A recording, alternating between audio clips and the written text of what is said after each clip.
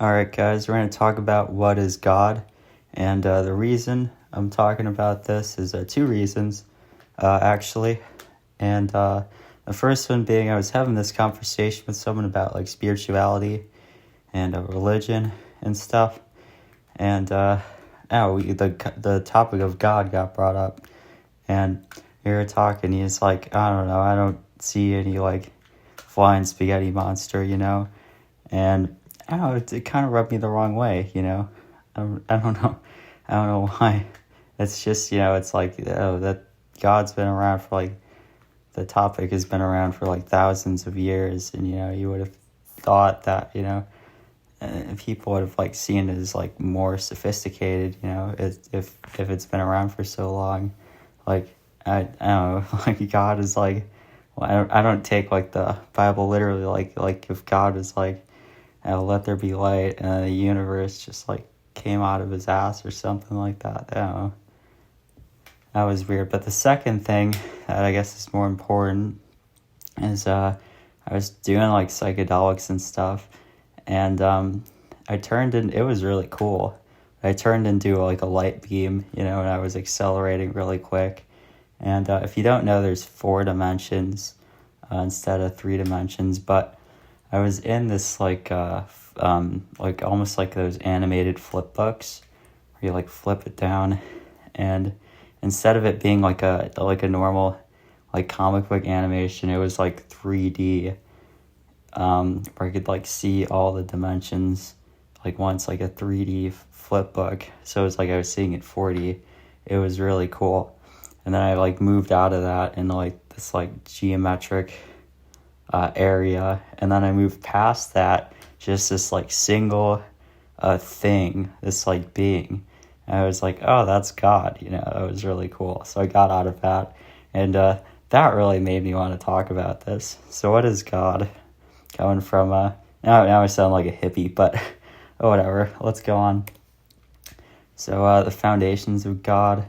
I want to talk about like where the idea of God like came from initially, because we're animals, us humans. So we initially started off as cavemen, and I don't know. I don't see dogs or cats or any other animals besides us doing like religious rituals, So like a few years ago, I noticed like we were, as like a country, we're getting like really polarized.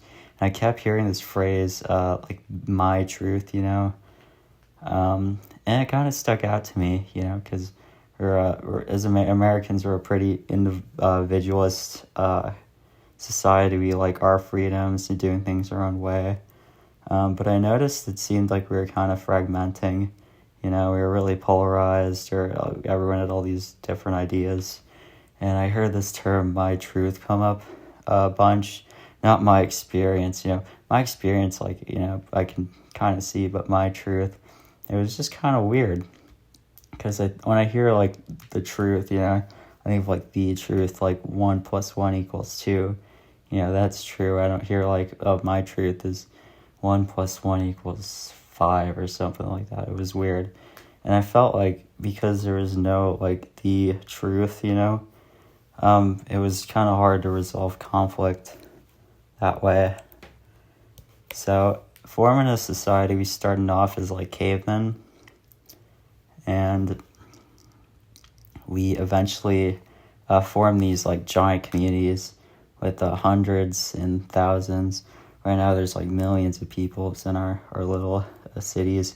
Our countries, hundreds of millions, and we don't know everyone like we could have if we were in a tribe.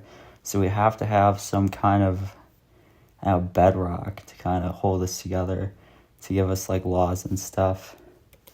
So where does the law come from? And I was thinking about this earlier, and I have the part of the initial part in the Declaration of Independence up here.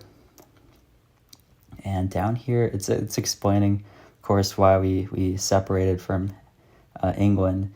But it's saying, like, down here it says, the separate and equal station to which the laws of nature and of nature's God entitle them, So he's saying like that, of course, like the laws, they come from nature, they come from God, and it's because I guess England broke those laws that they can declare independence, which I found kind of cool.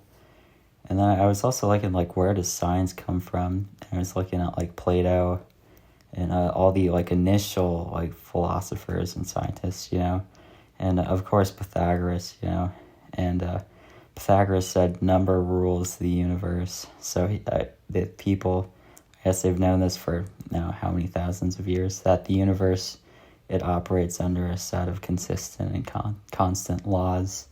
So it's kind of cool that both law and science, I guess they have like this like bedrock that underpins that. And that's where I come to the definition of God, which I define as the metaphysical bedrock of which reality is derived. So like deriving, like you could like, since it's like the bedrock, you can derive both physical and which is like the science stuff, and then metaphysical, which I guess is like the legal, moral stuff, from that, which is cool. And of course you could see like you have like the bedrock, God, being at the bottom, and then like out of it comes like everything else, And I thought this was a good way to like look at it, just because it kind of gives us like a root, to talk about. So we're not as fragmented as a society. And here's a picture of the prime mover, I guess. That comes from Aristotle's Metaphysics, the prime mover. Again, it's like he's like the thing that like sets everything in motion. Like Atlas, it's like holding up the universe. Kind of cool. So that was my definition of God.